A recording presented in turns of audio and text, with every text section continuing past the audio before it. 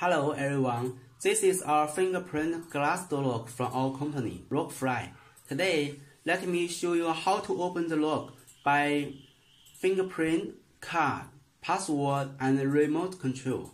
First, you see the lock is closed now. Put your fingerprint on the fingerprint sensor. The door will open. The lock will not close before the door is closed because there's a sensor. Close the door, the lock will detect and lock. 2. Scan the IC card.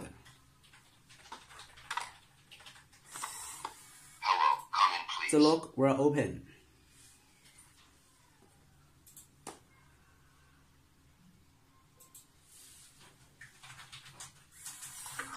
3. Input the correct password. First, we need to press any key on the keypad and input the correct password. The lock will open.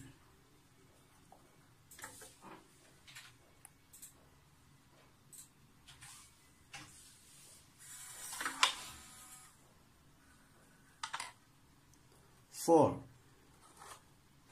Press the on button of the remote control.